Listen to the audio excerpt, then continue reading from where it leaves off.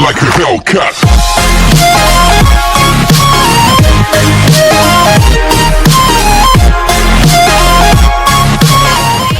Welcome to the rainbows online classes. आज का जो हमारा सेशन है वो है क्लास 5th का ईवीएस का चैप्टर नंबर 15 का पार्ट 2। इसके पहले हम पार्ट 1 पढ़ चुके हैं। तो disasters effect the life economy and the programmes of a country, मतलब जो डिजास्टर्स होते हैं, ठीक है, उसके क्या इफेक्ट पड़ते हैं इकोनॉमी और कैसे प्रोग्राम्स कहते हैं ऑर्गेनाइज किए जाते हैं कंट्री के लिए, वो पढ़ लेते हैं। तो community help during a natural calamity, the first one to come forward to help our friends and neighbors. The community offers physical, economical and mental support. They also help the relief workers, army men, firemen, doctors and policemen. They arrange for the basic essential like food, shelter and medicines. मतलब जो natural calamities होते हैं उसमें क्या होता है, जो friends होते हैं, आस पड़ोसी होते हैं, उनको भी कहा जाता है कि आप ऐसे लोगों की हेल्प कीजिए, फिजिकल तौर पे, इकोनॉमिकल तौर पे और मेंटल सपोर्ट कीजिए, ठीक है। और इसके अलावा भी जो अदर हेल्पर्स होते हैं, वर्कर्स होते हैं, आर्मी मैन, फायरमैन, डॉक्टर्स, वो भी क्या करते हैं, इन सभी की हेल्प करते हैं, उनको शेल्टर्स, फूड और मेडिसिन प्रोवाइड करवाते हैं। अब agencies at work, there are several government and non government organisation, जिन्हें क्या कहते हैं, NGOs, that works at the times of disaster and provide relief. वो लोग क्या करते हैं, डिजास्टर के समय क्या करते हैं, उन्हें रिलीफ पहुंचाते हैं और काम करते हैं। अब इसमें देखिए a few of them are, अब ये है उनमें से जो कुछ ऑर्गेनाइजेशन है वो ये हैं, पढ़ लेते हैं हम। FAO, इसका फुल फॉर्म है food and agriculture organisation. WHO, world health organisation. UNICEF, united nation international children's education fund. CRY, child rights and UNDMT, मतलब UNDMT, united nation disaster management team. अब और रेड क्रॉस, ये आपको दिखाई दे रहे हैं सभी के लोगो, इस तरह के सभी के लोगो होते हैं। आगे, the armed forces drop food packets, water, clothes, medicines by helicopter to the affected people. They build temporarily bridges. The media provide information about the people affected by disaster. The police maintain the law and order in the affected areas. मतलब जो army force होती है वो सभी को खाना provide करते हैं, कैसे, हेलीकॉप्टर के थ्रू, दवाइयाँ, ठीक है, और जो टेम्पररी ब्रिज बनाते हैं जिससे उनको इन्फॉर्मेशन, मतलब मीडिया को इन्फॉर्मेशन मिलती रहे। किसके बाद जो मीडिया होती है वो क्या करती है, ऐसे प्लेस पे जो लोग होते हैं उनकी इन्फॉर्मेशन पहुंचाती है सभी के पास, ठीक है। और जो पुलिस होते हैं वो इफेक्टेड एरियाज में लॉ एंड ऑर्डर मेंटेन करके रखते हैं। आगे, safety and first aid. First aid is the help given to any person suffering from a sudden illness और injury. It preserves life, prevents the condition from worsening and promotes recovery. It is the initial help provided prior to professional medical help it made available. मतलब जो first aid होता है वो क्या होता है कि उस समय अगर किसको चोट लग जाती है तो उन्हें मेडिकल हेल्प पहुंचाई जा सके। Before providing the first aid, the person injured must be carefully examined for the injury. After providing the first aid, the patient must be shifted to a nearby hospital. First aid के बाद जो patient होता है उसको near by, मतलब पास ही किसी भी hospital में शिफ्ट किया जाता है। The family of the patient must be informed the soonest possible, मतलब जितना जल्दी हो सके जो पेशेंट होता है उसकी फैमिली तक उसकी इन्फॉर्मेशन पहुंचाई जाती है। Rules of first aid, B claim and don't lose patience, मतलब बी क्लेम मतलब काम, क्लेम नहीं बोलेंगे उसको, काम, हमें शांति रखनी है और अपना पेशेंस नहीं खोना है। वर्क क्विकली, हमें मतलब क्विकली, जल्द से जल्द काम करना है। Follow up the ABC rules. अब ये जो ABC रूल्स है ये देख लीजिए। Airway, ensure that the airway is clear, मतलब जो उसका एयरवे हो क्या हो, क्लियर हो। Breathing, check to see the patient is breathing, हमें जो पेशेंट है उसकी सांस देखनी है, उसकी सांस कैसी चल रही है। Circulation, check for circulation, pulse और observation of colour and temperature of hand fingers, मतलब हमें पल्स के थ्रू ऑब्जर्वेशन करना है कलर का, टेम्परेचर का, किसके, हैंड और उंगलियों के, मतलब पहले तो पल्स को देखना है, इसके अलावा हम पल्स का ऑब्जर्वेशन करना है, ठीक है। लेकिन मतलब पल्स और ऑब्जर्वेशन ऑफ कलर, मतलब पल्स करना है और ऑब्जर्वेशन करना है कलर का, टेम्परेचर का मतलब तापमान का, किसका, हमारे हैंड्स का मतलब हमारे हाथ का और हमारी उंगलियों का। कॉल द डॉक्टर इमीडिएटली, जल्द से जल्द डॉक्टर को कॉल करना है। Some common injuries and first aid to be provided, cuts and wounds. If we mishandle sharp object like knives, scissors and blades, we may cut our hand if such an ancient happened। मतलब कभी कभी क्या होता है, कोई ऐसे object, sharp object से हमें कट लग जाता है, जैसे चाकू हो गया, ठीक है, कैंची हो गई, ब्लेड हो गया, जिससे क्या होता है हमारा हाथ कट जाता है, ये एक्सीडेंट हो जाता, मतलब एक एक्सीडेंट की तरह हो जाता है। Immediately wash the cut with soap and antiseptic, मतलब हमें जैसे कट लगता है वैसे हमें हमारा जो कट वाला एरिया है वो वॉश करना है, ठीक है, किसी भी एंटीसेप्टिक या साबुन से। बैंडेज द बाउंड, जो कट लगा है उसे मतलब वहाँ पे बैंडेज बाउंड करनी है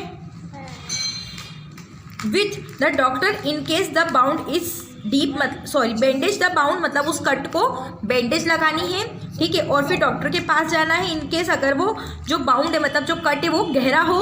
स्टिचेस और tetanus injection might be needed, हमें उसको स्टिच करना है उस कट को और वहाँ पे क्या जो टिटनेस का इंजेक्शन होता है वो लगवाना है। आगे आते हैं नेक्स्ट पेज पे। Keep the wounded part at a raise level to retard the speed of bleeding. Apply an antiseptic cream when the bleeding stop and tie a bandage over it. A bleeding nose. In case of bleeding nose, sit on a chair with your head tilted backward. Hold our nose with your finger to prevent bleeding. You can keep an ice pack over your nose. मतलब जब हमारी नाक से कभी खून निकलने लग जाए तो हमें चेयर पे इस तरह बैठना है और हमारी नाक पर क्या रखना है, उस पर क्या मतलब हमारी नाक के ऊपर हमें आइस पैक मतलब बर्फ़ रखना है, जिससे हमें थोड़ा रिलीफ मिलेगा। आगे बर्न्स, मतलब कहीं पे आग लग जाती है तो Burns can be caused by boiling liquids, steam, fire and chemicals. In case of Burns, मतलब जब आग लग जाती है तो हमें क्या करना है, deep the affected area in cold water, वहाँ पर जहाँ पे जब आग लग जाती है और हम जल जाते हैं मतलब हमें उसका इफेक्ट पड़ता है हमारी बॉडी पे, तब हमें क्या क्या करना है वो हम पढ़ लेते हैं। तो deep the affected area in cold water मतलब जहाँ भी हादसा हुआ है वहाँ पर ठंडे पानी का यूज़ किया जाए, ठीक है। लूजन the clothes before blister acquire, मतलब क्लोथ्स से मतलब आग बुझाने की कोशिश की जाए। Apply ice pack over the burn area, मतलब जहाँ पे हमें जला हो, ठीक है, हमारी बॉडी पर, वहाँ पे आइस से मतलब वहाँ पे आइस का यूज़ किया जाए, आइस लगाया जाए। Apply a paste of baking soda over the burn, reduce the pain, मतलब जहाँ पे हमें दर्द हो रहा है जले हुए मतलब बॉडी स्पेस पे, वहाँ पे बेकिंग सोडे के पेस्ट का यूज़ करना चाहिए।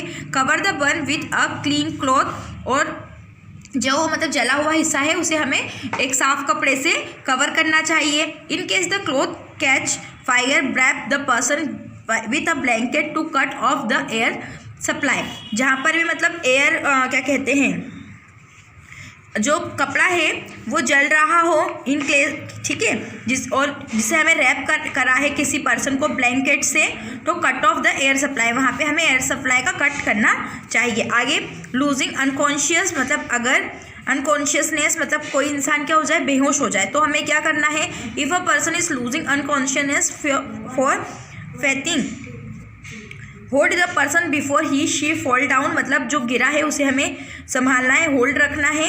Make the person lie down with head lowered for extra supply of blood toward the brain, मतलब क्योंकि जब कभी भी कोई इंसान नीचे गिरता है तो जो उसके बॉडी का ब्लड सप्लाई है वो कहाँ पे जाके इकट्ठा होता है, तो लोअर मतलब लोअर पार्ट में, मतलब हमारे सर में जाके, मतलब head lowered for extra supply of blood toward the brain, मतलब हमारे ब्रेन में जाकर वो जो खून है वहाँ पे ब्लड सप्लाई उसका, वहाँ पे वो जो ब्लड है इकट्ठा हो जाता है।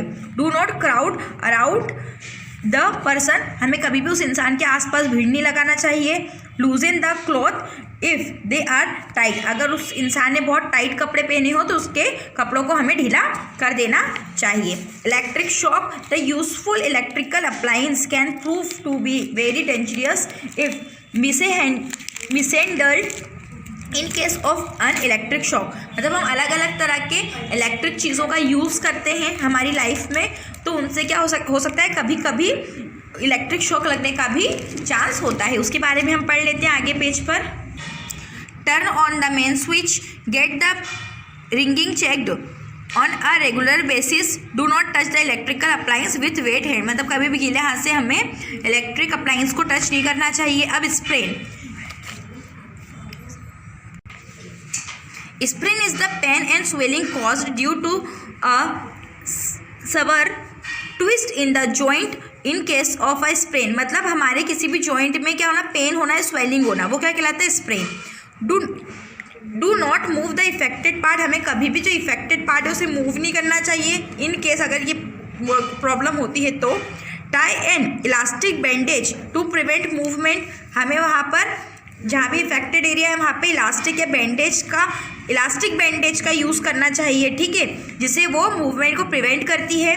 Use an ice pack on the first day followed by warm water from the second day onward, मतलब पहले दिन हमको क्या करना चाहिए, आइस पैक का यूज़ करना चाहिए, और मतलब ठीक है, बाय वार्म वाटर मतलब गर्म पानी का, from the second day onward, ठीक है, मतलब सेकेंड डे वार्म वाटर का यूज़ करना चाहिए। Use fan relieving ointment and spray, या और हमें वहाँ पे स्प्रे जो ऑइंटमेंट आते हैं ना, रिलीविंग मतलब इससे हमें रिलीफ मिले, ऐसे ऑइंटमेंट और स्प्रे का यूज़ करना चाहिए। आगे fracture, an fracture is a check in the bone, जो फ्रैक्चर होता है वो क्या होता है, चेक नहीं, क्रैक, हमारी हड्डियों में क्रैक होना। इन केस ऑफ अ फ्रैक्चर, अब हम क्या करेंगे इसी स्थिति में, देखो आपको दिखाई दे रहा है फ्रैक्चर इस तरह से होता है, ठीक है, ये हमारी देखो सीधी हड्डी है, फ्रैक्चर टूट गई है हड्डी। Do not move the fractured area या पार्ट, मतलब जिस जगह हमें फ्रैक्चर हुआ है उस पार्ट को हमें मूव नहीं करना चाहिए। प्रोवाइड सपोर्ट विथ अ स्प्लाइंट, मतलब हमें सपोर्ट करना चाहिए, ठीक है, किससे सपोर्ट देना चाहिए, स्प्लाइंट के साथ सपोर्ट देना चाहिए उस एरिया को। Use a sling to avoid movement, हमें स्लिंग का यूज़ करना चाहिए और मूवमेंट को अवॉइड करना चाहिए। Carefully take the patient to the doctor, और पेशेंट को केयरफुली डॉक्टर के पास लेकर जाना चाहिए। देखिए सभी प्रकार के हमने कैलामिटीज़ पढ़ लिए हैं, ठीक है। आई होप आपको ये चैप्टर समझ में आया होगा। इसके सारे आंसर्स हम आपको व्हाट्सएप ग्रुप में अवेलेबल करवा देंगे। तो okay, thank you and bye.